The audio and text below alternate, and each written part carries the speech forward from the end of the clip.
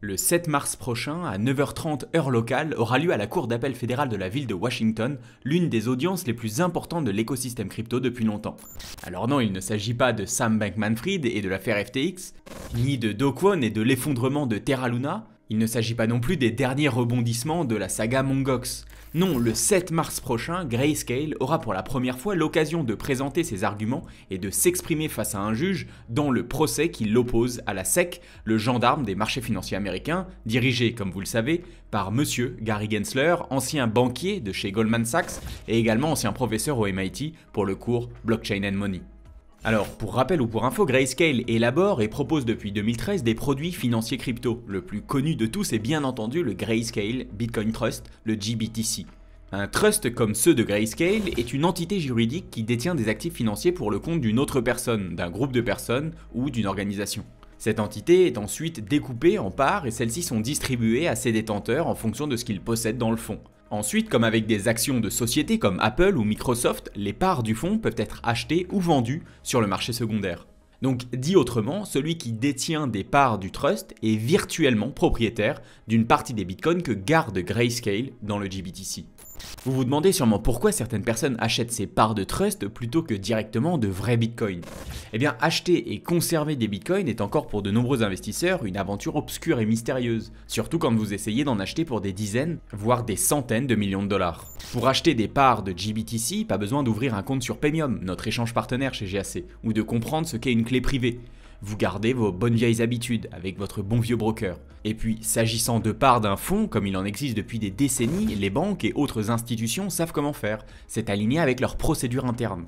Grayscale a donc permis et permet toujours à beaucoup d'investisseurs de mettre un pied dans le monde des cryptos relativement facilement. Ils achètent du Bitcoin comme ils achèteraient des actions LVMH ou Apple. Sachez qu'en règle générale, les parts d'un trust se vendent à un prix légèrement inférieur à la valeur réelle des actifs sous-jacents.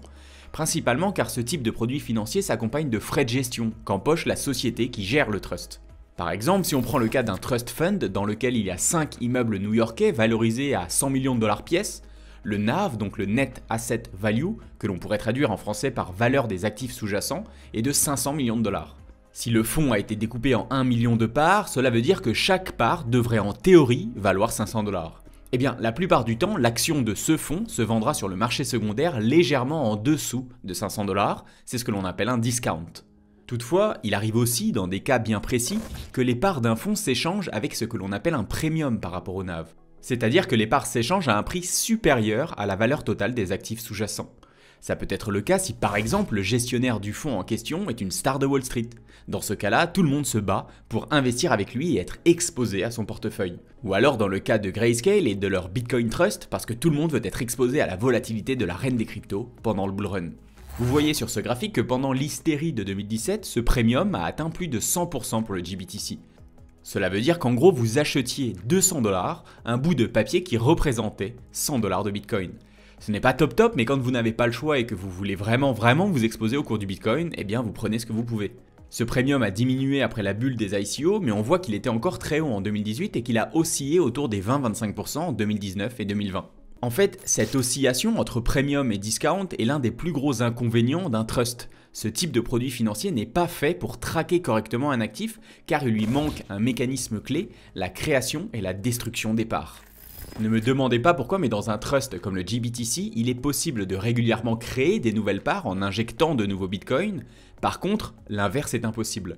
Vous ne pouvez pas arriver avec vos parts et demander vos bitcoins en échange, ce que l'on appelle en anglais the redemption mechanism. Bon, ce n'est pas tout à fait correct car il existe certaines exceptions si les gestionnaires du fonds en font la demande à la SEC, mais cela demande des démarches conséquentes et surtout une autorisation exceptionnelle.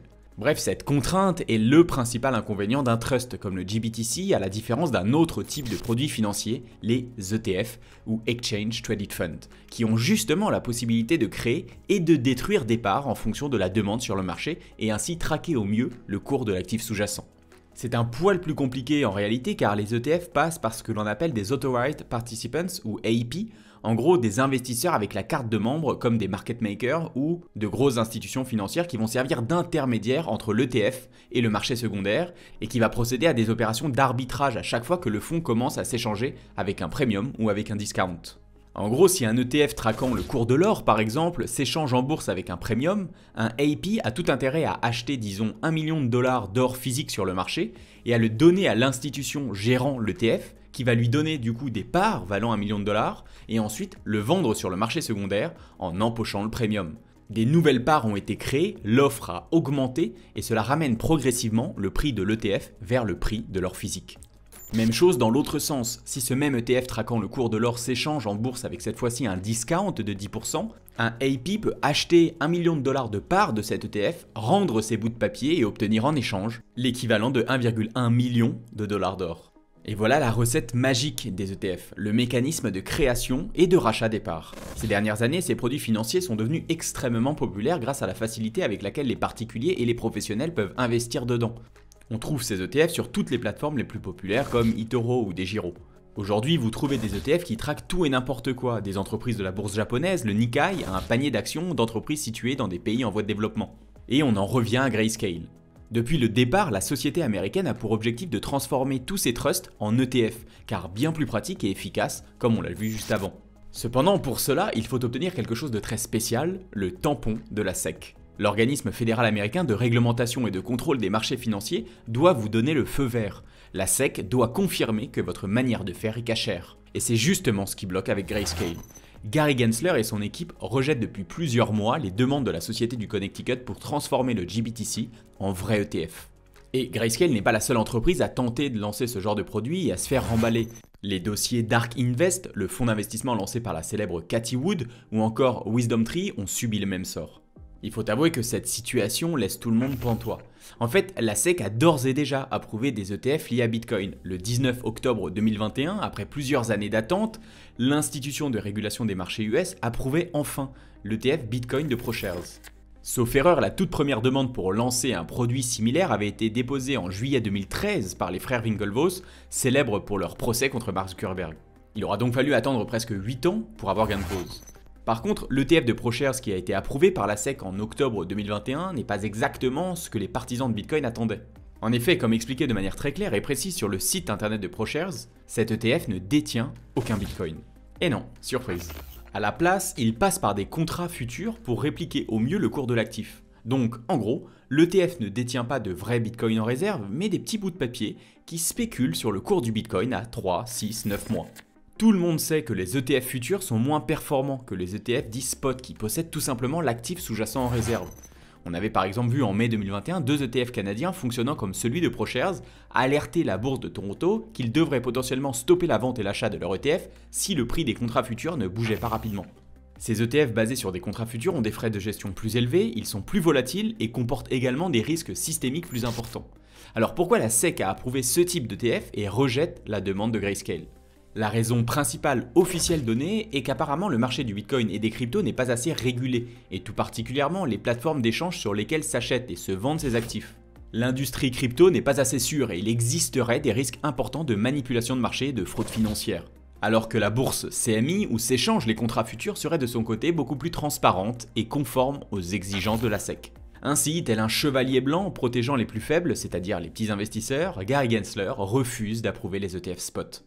C'est juste complètement illogique. Si ces précautions étaient appliquées au reste du marché, or, actions, etc., 99% des ETF existants devraient être révoqués.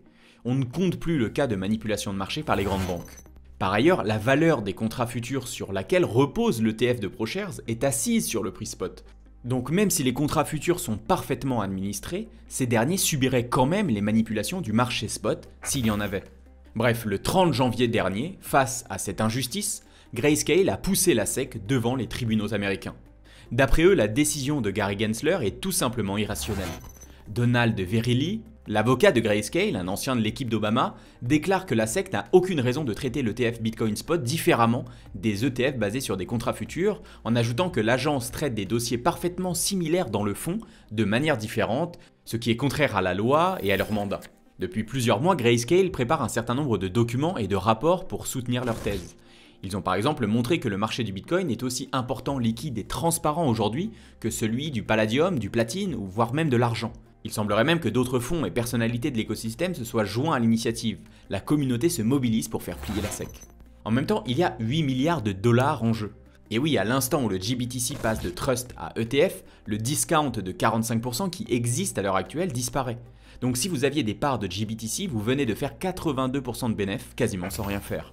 Et c'est justement ce qu'un certain nombre d'investisseurs et de traders sont en train de jouer. Si vous pensez que Grayscale va remporter son bras de fer avec la SEC, il faut acheter des parts de GBTC. En gros, vous achetez des bitcoins avec 45% de réduction, c'est Black Friday. Après, il est très difficile de dire ce qu'il se passe en coulisses et de savoir comment les choses vont se terminer. Personnellement, si je devais me positionner, je dirais que c'est une question de temps avant qu'un ETF spot soit autorisé. Il y a quand même des signes forts, plusieurs officiels importants, dont Gary Gensler, mais également le président de la CFTC, ont encore rappelé récemment que Bitcoin était une matière première numérique, et même la seule crypto existante aujourd'hui pouvant être considérée comme une matière première. Toutes les autres cryptos pourraient tomber dans la catégorie des titres financiers. Maintenant, est-ce qu'on compte en mois ou en années? Dieu seul le sait. C'est la grande force de ces autorités financières, elles ont le temps, au contraire des entrepreneurs qui ont besoin de délivrer rapidement, faute d'être à court de cash. Et puis, il est aussi difficile de dire si l'enquête en cours sur les mouvements financiers ayant eu lieu au sein de l'empire crypto de Barry Silbert, qui est entre autres fondateur et PDG de DCG, société mère de Grayscale, a un impact sur la procédure. On vous en parlait dans cette vidéo. Pour le moment, aucun acte répréhensible n'aurait été relevé, mais l'analyse des preuves et les interrogatoires se poursuivent. Lorsqu'on analyse ce genre de situation, il est primordial de regarder les intérêts de chacun. Et finalement, on peut également se demander si Grayscale ne bluffe pas dans toute cette histoire. Est-ce que leurs déclarations publiques coïncident vraiment avec la réalité des faits? Car il faut bien comprendre qu'au moment même où le GBTC devient un ETF, les frais de gestion de Grayscale seront divisés par 2 ou par 3 si on compare avec ce qu'il se fait dans l'industrie. Donc oui, le passage du GBTC en ETF serait très intéressant pour les investisseurs, ce qui pourrait faire augmenter la demande pour le produit. Maintenant, est-ce que cela se traduira par plus de revenus pour Grayscale? Honnêtement, ce n'est pas sûr. Justement, les fonds Osprey, mais également Fire3 Capital Management sont en train d'attaquer Grayscale en justice pour mauvaise gestion et conflit d'intérêts. D'après eux, Grayscale joue la montre pour garder les bitcoins bloqués à l'intérieur du trust le plus longtemps possible et ainsi empocher leurs frais de 2% par an sur les actifs sous gestion. Pour rappel, le GBTC contient plus de 3% de tous les bitcoins en circulation, soit plus de 14 milliards de dollars. Cela fait 280 millions de dollars par an pour au final pas faire grand chose. Bref, affaire à suivre le 7 mars prochain.